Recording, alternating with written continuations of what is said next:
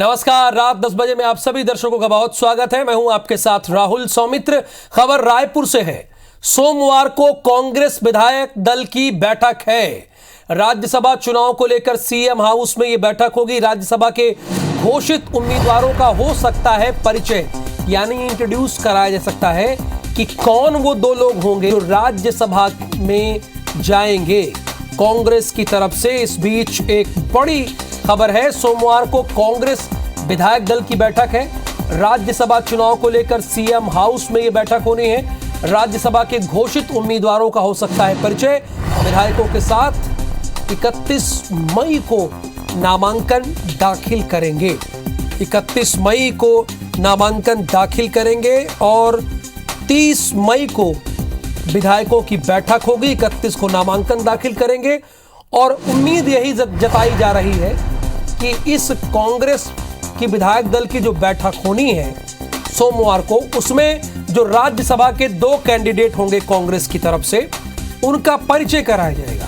क्योंकि आप जान ही रहे हैं, एक अनार 100 बीमार, यानी समझ गए ना।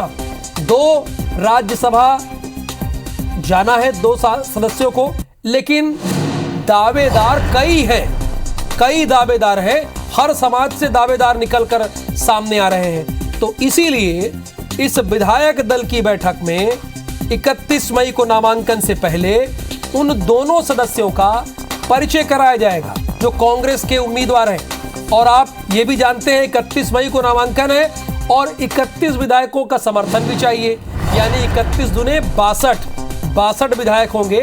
तो आपका सदस्य बड़े आराम से निर्विरोध तरीके से वो राज्यसभा में जा सकेगा।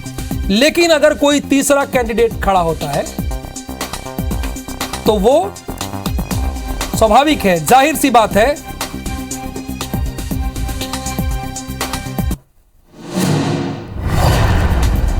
तो सोमवार को कांग्रेस विधायक दल की बैठक होनी है।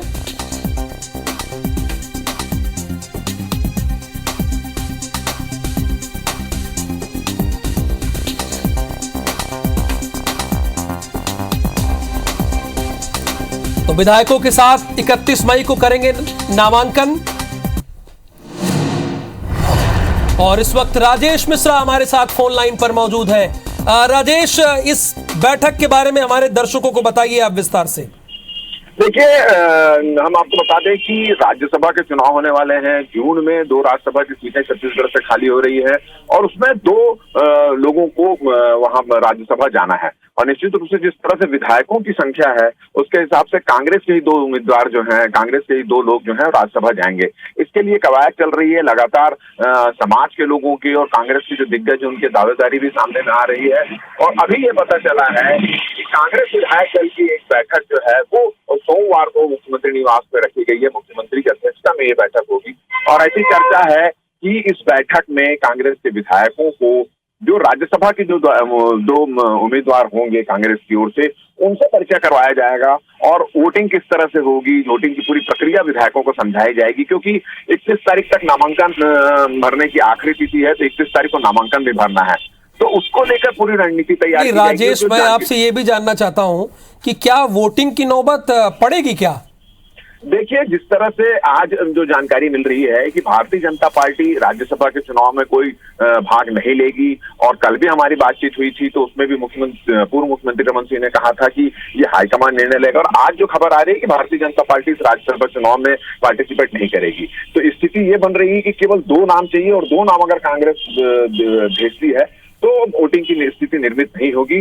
और लगता जैसे कि स्कूटनी का जो दिन है वो 3 जून को स्कूटनी होगी और उसके बाद नामांकन वापसी का भी दिन रहेगा। तो जिस दिन नामांकन वापसी का दिन है उसी दिन राज्यसभा के प्रत्याशी घोषित हो जाएंगे, अगर कहीं 2 से ज्यादा नामांकन नहीं आया। और जैसी संभावना व्यक्त की जा रही है कि केवल 2 ही नाम जो है कांग्रेस की ओर से आएंगे और वही नाम राज्यसभा। बिल्कुल, जो अंगणित है राजेश, उसके अकॉर्डिंग कांग्रेस के पास तो पूरा बहुमत है, तो स्वाभाविक है इसकी नौबत नहीं आएगी। लेकिन जिस तरीके से आज बयान आए भारतीय जनता पार्टी की तरफ से, उससे लग रहा है कि कोई तीसरा कैंडिडेट खड़ा हो सकता है।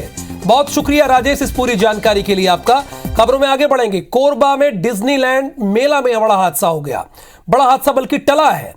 मेला प्रबंधक की बड़ी लापरवाही सामने आई, यानी लापरवाही बड़ी सामने आई, लेकिन ये टल गया हादसा।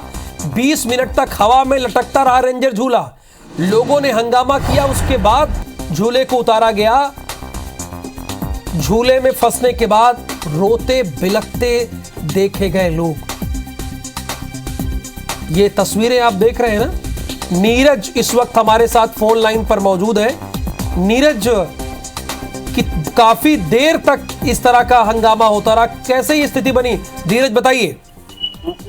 देखिए सर, ये काफी खतरनाक जो है, जो रेंजर जो झूला यहाँ पे डिज्नी मैदान लगाया गया, ये 360 डिग्री में घूमता है और जो लोगों होते हैं उसको हवा में जो चारों ओर घुमाता है। जब ये ऊपर की ओर गया हुआ था, उसी बीच में तकनीकी कारणों की वजह से वो हवा में अटक गया और झूला काम नहीं कर रहा था, जिससे लोग उल्टे हो गए थे और काफी चीख पुकार मचने की। जब लोगों ने हंगामा करना शुरू कर दिया, जो उनके परिजन थे उन्होंने हंगामा करना शुरू, तो प्रबंधन हरकत में आया और उसको झूला को नीचे उतारने की कवायद की गई। लेकिन इस कवायद में करीब 15 से 20 मिनट समय लगा और जिसमें लोगों में डर और दहशत का माहौल साफ देखा जा सकता था। जो लोग उतरे, उनसे जब हमने बातचीत की तो काफी डरे हुए लोग थे और लेकिन बाद में उसको झूले को नीचे उतार दिया गया। लेकिन जब झूला उतरने के बाद भी लोग काफी डरे हुए थे और ये बड़ा हादसा हो सकता था यहाँ पे। अगर झूला रहता और किसी को परेशानी सामने आ जाती तो एक बड़ी स्थिति बन सकती थी, क्योंकि कई कमजोर दिल के लोग भी इसमें बैठते हैं, कई बीमार लोग भी इसमें बैठते हैं। अगर किसी को कोई स्थिति गड़बड़ हो जाती तो एक गंभीर स्थिति बन सकती थी। शुक्रिया धीरज दुबे इस जानकारी के लिए आपका।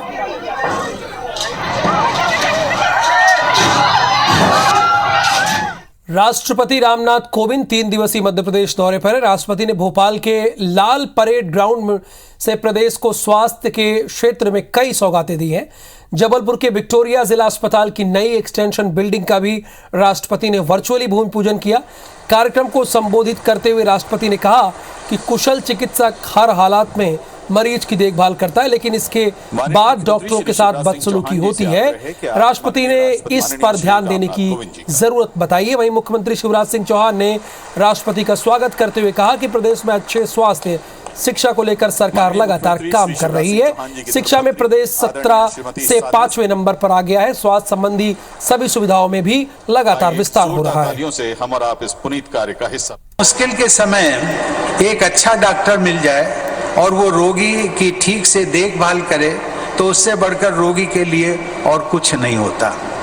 और यदि कोई चिकित्सक रोगी के प्रति सद्भावना रखते हुए उसे तसल्ली के 2 शब्द बोल देता है तो रोगी के लिए वो शब्द भी पथ्य की तरह काम करते हैं। जीवन से निराश या रोग से हताश व्यक्ति की प्राण रक्षा कभी कभी ऐसे सांत्वनापूर्ण शब्दों से भी हो जाती है। भारत के सरकार की जो संस्था है, उनने जो सर्वे किया, उस सर्वे के हिसाब से मध्य प्रदेश पहले शिक्षा के क्षेत्र में 17वें नंबर पर था, अब 5वें नंबर पर पहुंच गया है। मैं आनंद के साथ आपको ये सूचना दे रहा हूं। जिला चिकित्सालय में 225 बिस्तर का एक नई बिल्डिंग, नया सर्व सुविधा युक्त हॉस्पिटल वो तैयार हो रहा है 44 करोड़ रुपए की लागत से। और उसका भूमि पूजन माननीय राष्ट्रपति जी, माननीय मुख्यमंत्री जी भोपाल से कर रहे हैं। हम सभी लोग उसमें यहाँ उपस्थित हैं और हमें ये विश्वास है कि ये अस्पताल आने वाले समय में जबलपुर के स्वास्थ्य क्षेत्र में मील का पत्थर साबित। मध्य प्रदेश के नगरीय प्रशासन मंत्री भूपेंद्र सिंह ने कहा है कि पंचायत चुनाव संपन्न होने के ठीक बाद निकाय चुनाव होंगे। जुलाई में नगरीय निकाय चुनाव शुरू होंगे और अगस्त के पहले सप्ताह तक करा लिए जाएंगे। पंचायत चुनाव को लेकर भूपेंद्र सिंह ने कहा कि पूरी तरह से पार्टी तैयार है, जनप्रतिनिधि बीजेपी समर्थित बने हैं, ऐसा हमारा प्रयास है। पंचायत और निकाय चुनाव में खरीद फरोख्त के आरोप पर पलटवार करते हुए भूपेंद्र सिंह ने कहा कि आरोप लगाना सरल है। खरीद फरोख्त की संस्कृति की शुरुआत कांग्रेस ने की है।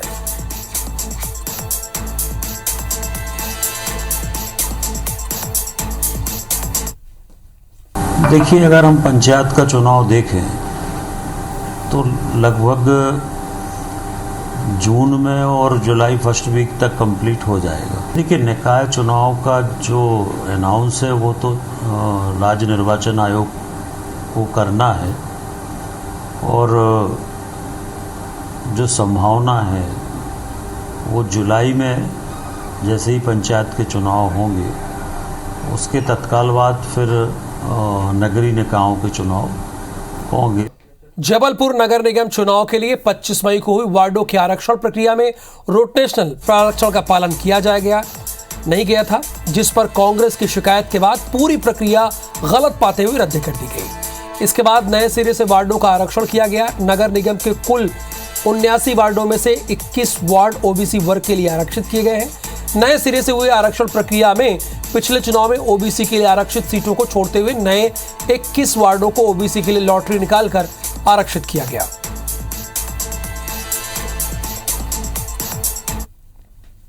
तीन प्रकार की आपत्ति है। एक आपत्ति तो यह है कि ये जो प्रक्रिया कर रहे हैं, अगर आपका पहले पुरुष था तो उसको महिला करिए, ओबीसी को सामान्य करिए, सामान्य को ओबीसी करिए, यही रोटेशन प्रक्रिया है। महिला को पुरुष करिए, पुरुष को महिला करिए। और यह प्रक्रिया अगर आप नहीं अपनाते हैं तो रोटेशन कहाँ हुआ। हमने लिखित में आपत्ति दी है, हम अपने वरिष्ठ नेताओं से इस पर चर्चा करेंगे। आरक्षण को अतिक्रमित करते हुए संपूर्ण सीटों का आरक्षण किया जाना था और ये पत्र संज्ञान में ना रहने के कारण ये त्रुटि हुई है और इसीलिए हम लोग कल पुनः जो 21 मई का सर्कुलर है उसके अनुसार नगर निगम जबलपुर में आरक्षण करने। बिग न्यूज में देखेंगे कि उत्तर प्रदेश की योगी आदित्यनाथ सरकार ने क्या निर्णय लिया। उत्तर प्रदेश की योगी आदित्यनाथ की सरकार ने नौकरी पेशा महिलाओं के लिए एक बड़ा आदेश जारी किया है। सरकार ने आदेश जारी करते हुए कहा है कि शाम को 7 बजे के बाद और सुबह 6 बजे से पहले कोई भी महिला कर्मचारी दफ्तर में नहीं होगी। इस आदेश में योगी सरकार ने यह भी कहा है कि विशेष परिस्थितियों में अगर महिला कर्मचारी को रोका गया तो उसके लिए लिखित परमिशन लेनी होगी। यह आदेश निजी संस्थान पर भी लागू रहेगा। जम्मू कश्मीर के अनंतनाग के शितिपोरा इलाके में सुरक्षा बलों की आतंकियों से मुठभेड़ जारी है। कश्मीर जोन पुलिस के लिए जारी किए गए बयान के मुताबिक अब तक इस एनकाउंटर में 2 आतंकवादी मारे गए, साथ ही हथियार और गोला बारूद समेत आपत्तिजनक सामग्री भी बरामद हुई। महाराष्ट्र में पहली बार ओमिक्रॉन के सब वेरिएंट के 7 नए मामले सामने आए। राज्य स्वास्थ्य मंत्रालय के मुताबिक पुणे में BA.4 वेरिएंट के 4 और BA.5 वेरिएंट के 3 नए केस मिले हैं। इनमें 4 पुरुष और 3 महिलाएं हैं। 4 मरीज 50 साल से अधिक उम्र के हैं, जबकि 2 20 साल से 40 साल की उम्र के हैं। 1 मरीज 9 साल का बच्चा भी है। भारतीय हॉकी टीम ने एशिया कप 2022 सुपर 4 के अपने पहले मैच में जापान पर शानदार जीत हासिल की है। टीम इंडिया ने जापान को 2-1 से हरा दिया है। इससे पहले ग्रुप मैच में जापान ने टीम इंडिया को 2-5 से मात दी थी। इस जीत के साथ भारत ने जापान से बदला पूरा कर लिया है। टीम इंडिया के मंजीत और पवन ने 1-1 शानदार गोल किए। छत्तीसगढ़ के मुख्यमंत्री भूपेश बघेल अपने भेंट मुलाकात कार्यक्रम के अंतर्गत कोंडा गांव के दौरे पर हैं। आज दौरे के दूसरे दिन सीएम भूपेश केशकाल के और धनोरा पहुंचे। बड़े डोगर में सीएम ने दंतेश्वरी मंदिर में दंतेश्वरी माई का दर्शन किया और क्षेत्रवासियों की खुशहाली की कामना की। फिर मुख्यमंत्री भूपेश बघेल ने बड़े डोंगर में उप तहसील कार्यालय का निरीक्षण किया, जिसके बाद सीएम की जन चौपाल लगी, जहां सीएम ने ग्रामीणों की समस्याओं को सुना। मुख्यमंत्री ने कोंडानार गारमेंट फैक्ट्री में बने 1.80 करोड़ रुपए की लागत के कपड़ों से भरे वाहन को हरी झंडी दिखाकर रवाना किया।